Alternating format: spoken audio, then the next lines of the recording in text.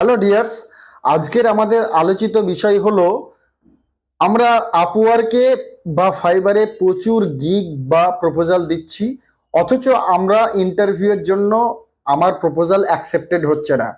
তাহলে আমরা 2 দিন 3 দিন 4 দিন 10 দিন ধরে প্রায় 10খানা 12খানা করে প্রপোজাল দিচ্ছি, তারপরেও যারা আমরা নতুন ফ্রিল্যান্সার আমাদের প্রপোজাল অ্যাকসেপ্ট হচ্ছে না। আমাদের প্রপোজাল কেন অ্যাকসেপ্ট হচ্ছে না সেই নিয়ে আমরা আলোচনা করব।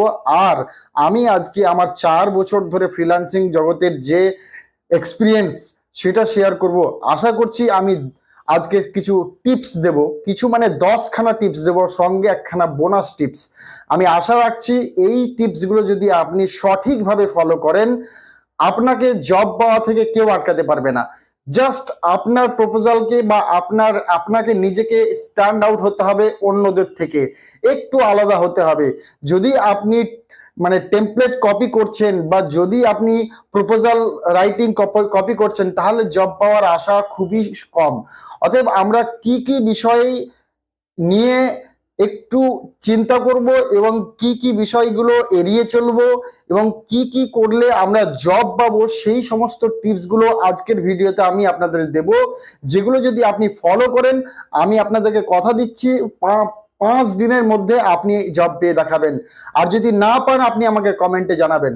সো আমরা আলোচনা করব আজকে কোন টাইপের জব করব, কি কোন ক্লায়েন্টকে আমরা প্রপোজাল দেব, কোন ক্লায়েন্টকে আমরা প্রপোজাল দেব না, কোন লোকেশনের ক্লায়েন্টকে আমরা নেব, কোন লোকেশন আমরা নেব না, মানে আমরা প্রপোজাল অ্যাপ্লাই করব না, বা আমরা কোন সময়ে প্রপোজাল দেব, সঠিক সময়টা কোনটা, যে টাইমে যদি আপনি প্রপোজাল দেন তাহলে আপনার প্রপোজাল অ্যাকসেপ্ট হওয়ার 100% সম্ভাবনা আছে। আর যদি কন্টিনিউয়াসলি আমি যে প্রসেস বলবো, যে টিপস গুলো দেবো, সেই টিপস গুলো যদি আপনি 100% ভাবে ফলো করেন, আমি বলছি আপনারা জব পাবেন। সো আমরা প্রথমেই আলোচনা করব যে which type of job we will do or we will select or we will choose, which type of job we will choose, আমরা কি ধরনের কাজ। Welcome dears, this is Eduphonic IQ, education in phone.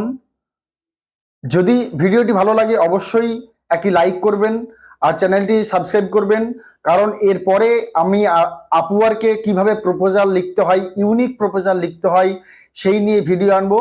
আপনারা সঙ্গে থাকুন, এই ভিডিওটির প্রত্যেকটা পয়েন্ট আপনারা নোট ডাউন করুন এবং আমি যেভাবে বলছি জাস্ট ফলো করুন, আপনারা জব পেয়ে যাবেন।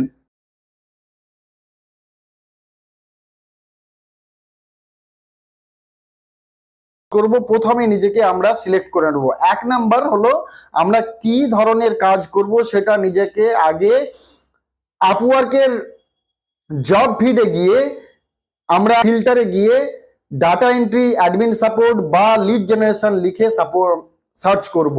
তারপরে আমরা যে কাজটা আমরা নিজেরা করতে পারবো সেটা একবার করে দেখে নেব।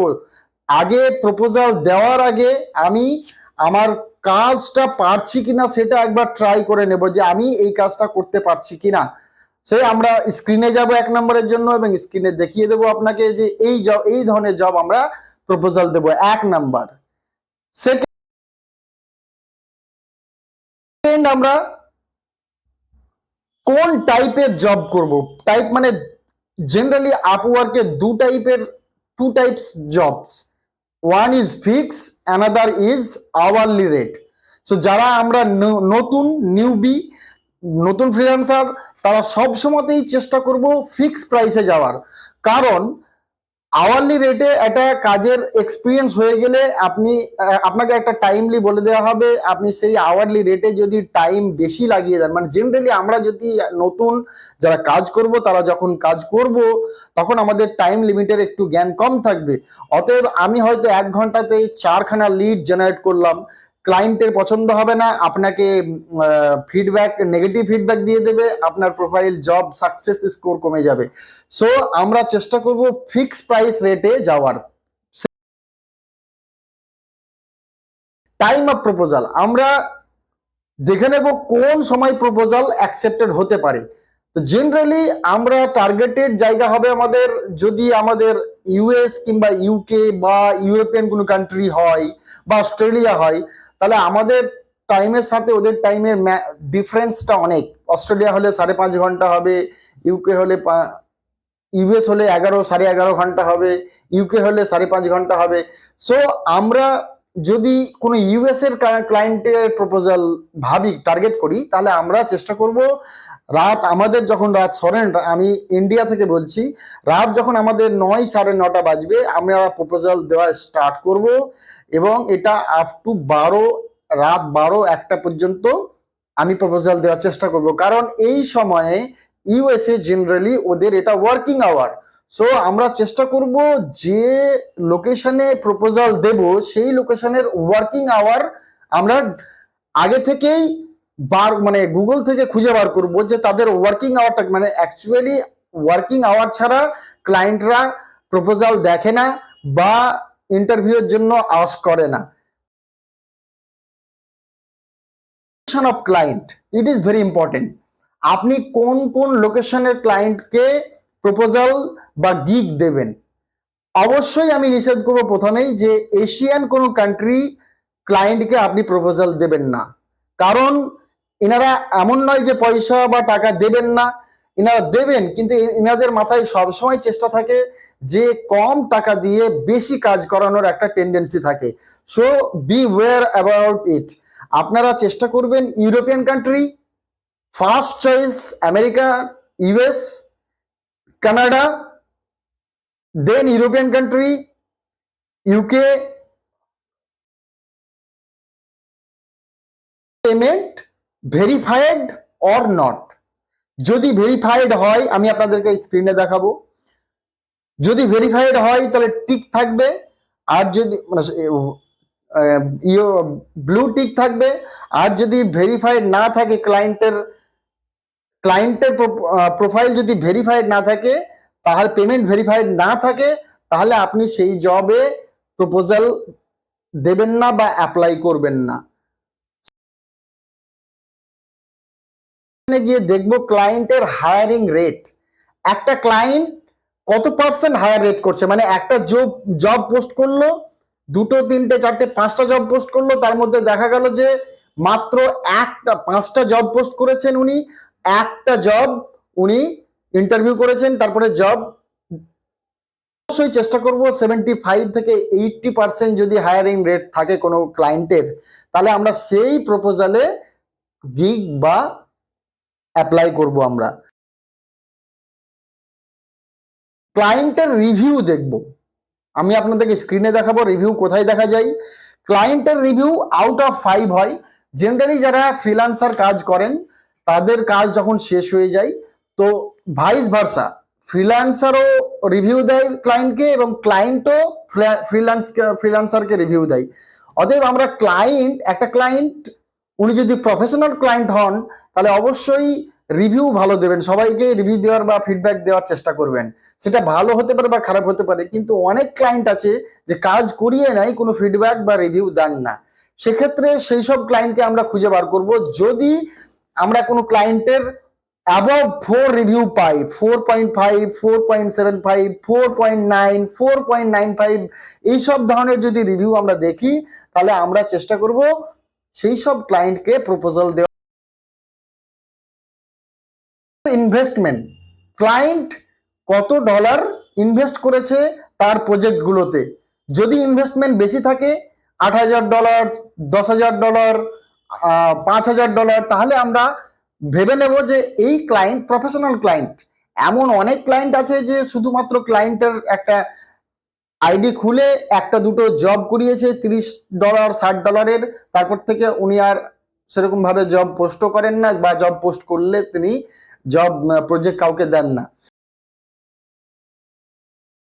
সবচেয়ে বড় ইম্পর্টেন্ট যেটা পার্সোনালাইজড করা যেতে পারে, পার্সোনালি আমরা ইন্টারেক্ট করার চেষ্টা করব, সেটা হচ্ছে কিভাবে একটা ক্লায়েন্টের জব সেকশন, জব পোস্টে গিয়ে তার ক্লায়েন্ট সেকশনে গিয়ে আমরা দেখব তার কমপ্লিটেড জব, দেখব তিনি কত কাজ কমপ্লিট করেছেন, এবং সেখানে দেখবেন ফ্রিল্যান্সাররা তাকে রিভিউ দিয়েছে, this client is very good, very addressive, very interactive, always give instruction, so এই টাইপের নাম কোথাও না কোথাও কোনো না কোনো ফ্রিল্যান্সার সেই ক্লায়েন্টের নাম ধরে ডেকেছেন।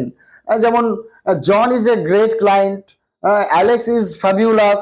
সো যদি আমরা ক্লায়েন্টের নাম খুঁজে পাই, চেষ্টা করব নাম খোঁজার। আজ আশা করি যদি প্রফেশনাল কোনো ক্লায়েন্ট হন, তাহলে অবশ্যই ফ্রিল্যান্সাররা তাকে কোনো নাম ধরে অ্যাড্রেস করেছে, আমরা সেই নামটাকে কপি করব এবং যখন আমরা প্রপোজাল দেব তখন আমরা কখনোই ডিয়ার স্যার বা ডিয়ার ম্যাডাম বা ডিয়ার হায়ারিং ম্যানেজার বা ডিয়ার টিম এরকম না লিখে ডিরেক্ট লিখবেন হ্যালো জন, হাই অ্যালেক্স। এই যে পার্সোনালাইজড হওয়া, নিজেকে পার্সনের সাথে, প্রত্যেকটা মানুষই তার নামকে যদি নাম ধরে কেউ তাকে ডাকে, তাকে প্রত্যেককেই ভালো লাগে। আমাকেই যদি কেউ নাম ধরে ডাকে, অ্যাড্রেস করে, তাহলে আমারও ভালো লাগবে। তো সেখানে একটা জব পাওয়ার প্রবণতা বেড়ে যায়। আমরা যেটা করি, যদি কোনো ডিয়ার হায়ারিং ম্যানেজার এইসব করে থাকি বা ডিয়ার ম্যাডাম, ডিয়ার স্যার এইসব করে থাকি, আমরা এই সমস্ত ভুলগুলো করব না আর। PS, add PS to your cover letter. PS mean post scribe, means মানে আমরা একটা লেটার ইমেল লিখলাম, তারপরে দেখবেন PS এর ব্যবহার হয়, P.S আবার ডট দিয়ে লিখবেন যে কি লিখবেন আপনি, আপনার জব, আপনি যে প্রপোজালটা দিয়েছেন সেটা ক্লায়েন্ট পড়েছে এবং সেটার জন্য আপনি তাকে ধন্যবাদ জানাতে চাইছেন। জাস্ট এরকম ভাবে কিভাবে লিখবেন, really thank you John, really thank you Alex, নাম ধরে really P.S dot really thank you for giving your valuable time to read my proposal. এইভাবে এই সমস্ত জিনিসগুলো যদি আপনি ফলো করেন, তাহলে আপনার সঙ্গে ক্লায়েন্টের একটা সৌহার্দ্যতা, একটা ব্রাদারহুড, ইউনিভার্সাল ব্রাদারহুড তৈরি হয়। তো সেই সম্পর্কটাতে ক্লায়েন্টের একটা আপনার প্রতি আলাদা ইমপ্রেশন তৈরি হয়। সেই ইমপ্রেশন আপনাকে ইন্টারভিউয়ের জন্য ডাক পেতে সাহায্য করে। সো আমি যতগুলো বললাম আশা করি আপনারা সবাই ফলো করবেন। Thank you.